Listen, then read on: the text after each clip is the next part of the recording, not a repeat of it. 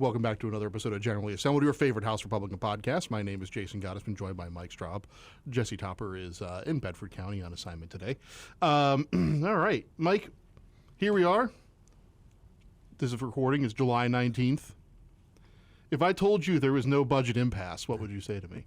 Sure feels like I don't think there's a completed budget. That's for sure. I don't know what else. I don't know what other kind of what if I told mental gymnastics you could play to tell me that's not a budget after 19 impasse? days of every news media organization in the state putting out press about there being a budget impasse, the governor's own budget office putting out a fact sheet about what happens during a budget impasse, declaring we are currently in a budget impasse, and then you write something in the largest newspaper of record in the Commonwealth, and definitively say there is no budget impasse. Let's say I did that. What would you say to me? What would you say to me? Oh, Mike, can you imagine if we said that? Can you imagine the unbelievable heat that would come pouring down on you from all directions? I mean, again, it's a disconnect of the reality of life that we've seen from House Democrat leadership. You know, that's exactly what I say. To have the gall to say something like that shows the twisted reality that legislative Democrats live in every single day. And frankly, I think over the last, 12 plus years, they've never had anybody actually hold them accountable for what they've said. So of course they're like, yeah, we'll just put out there that there's no budget impasse, and people will believe it. Look, we're 19 days in. Seth Grove's got the clock outside of his office. I'm sure he talked about that on his alternate podcast platform.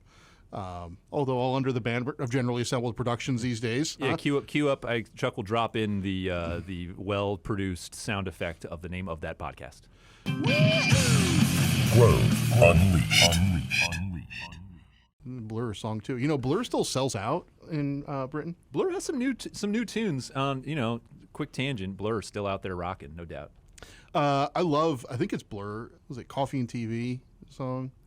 Like big, like in the early 2000s. I heard a new Blur song the other day, which is a weird phrase to say out loud, but I heard a new Blur song the other day. It was good, quality song. And my favorite thing about it is that in the music video, there's a milk jug. It's like a carton of milk walking around. It's pretty cool. Anyway, Blur, Coffee and TV. It's all right. Anyway, 19 days in, House Democrats basically gave the double middle finger to Governor Shapiro and said, we're not agreeing to what you agreed to with the Senate Republicans, and we're not going to take any responsibility for having done that, although we are the single point of failure in this entire budget process, us and our humble majority. I don't think you can look at this any other way. No, absolutely. No, there's and how disrespectful to the people who rely on state funding on in an on-time budget, particularly the school districts that the House Democrats claim to be fighting for so hard, to then say we're not at a budget impasse. This is not reality.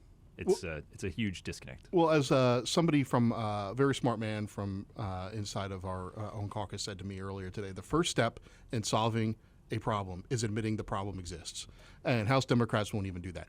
But let's just say, okay, so there's that. They've said there's no budget impasse. They're trying to fool everybody on that. They're the ones that have created the mess that we're in right now. Mm-hmm. And on top of that, now they have once again forced a member in their caucus to resign. Sarah Innamorato, in the middle of summer, is resigning from office, even though she has not won her county executive seat. Out in Allegheny County. There's a Republican candidate, and that election is being held in November. She's resigning early. So House Democrats forced out their member, continue to gerrymander the membership of the House, and right now are depriving 60,000 Pennsylvanians a voice in how their own tax dollars are going to be spent, and bringing the House to a 101-101 deadlock tie. Kind of seems like they're not entirely serious about moving forward on any of the major issues remaining, not only to complete this budget process, but to do anything else that they've been talking about. Yeah, I mean, absolutely. They're not serious people. Yeah, to even half admit that the budget is not an impasse because you passed one part of it is already one part of being disconnected from reality. There are obviously crucial parts of the budget that still have to get done, and you sent one of your members home. So now for 60 days at minimum, we'll do nothing. Yeah, and you could say that it's all kind of preordained, right? Because they said that we're coming back again. The House Democrat leadership themselves said we're coming back September 26th. That's the next scheduled session day, although we remain technically on 12-hour call. But the earliest, given that Sarah and Ma resigned today and the writ of election was issued today, now the election will be held on September 19th, a week before we return to session. So we're in session for 2 days that week of the 26th. And I can only imagine that the only order of business will be to swear in a new member and do some stuff. But that really basically says we're not going to do anything until the mid or late September.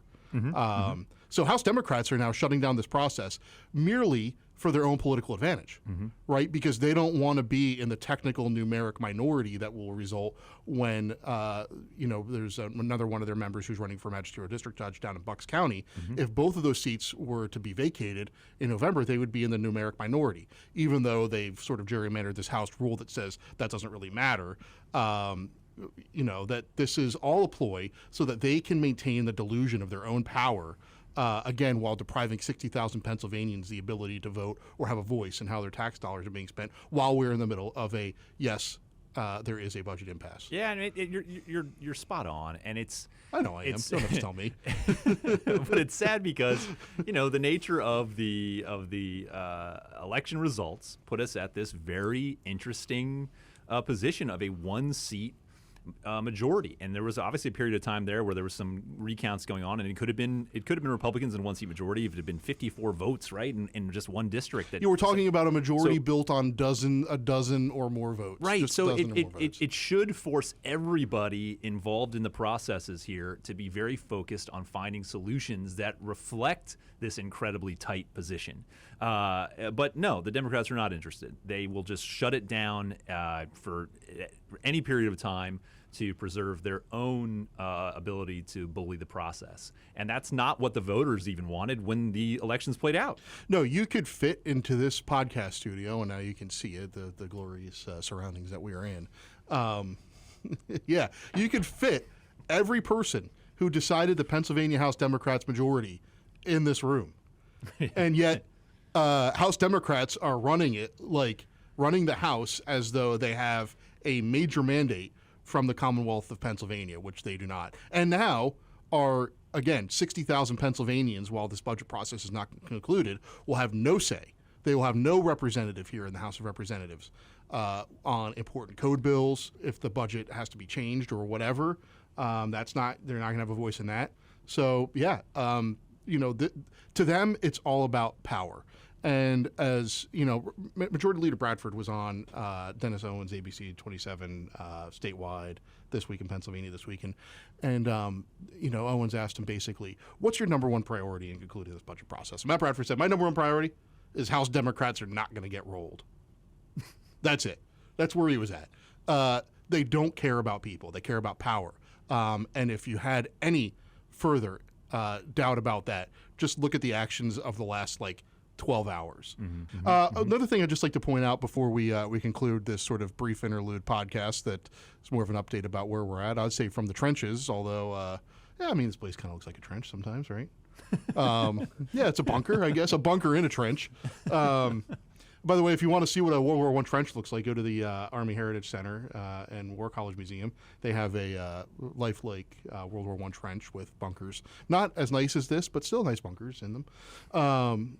Anyway, Spotlight PA had a story today about how Penn State basically has failed to reform its transparency following the Sandusky scandal, and noted that House Republicans continue to fight to change how state-related universities like Penn State are held accountable and are transparent. Again, we are continuing to fight for Pennsylvanians. And, look, these state-related universities, they take state taxpayer dollars, but they are still raising tuition on Pennsylvania taxpaying families who attend these schools. They're asking for more money from the state. All the while, they are not being held accountable and transparent to the state. They are not subject to our state's right to know law.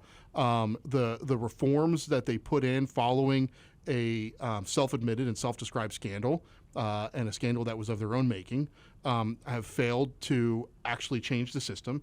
And this story basically admits that House Republicans are kind of the good guys in this fight for reform. So I'd encourage you to check that out. We're here fighting for the people of Pennsylvania while House Democrats are fighting for their own power.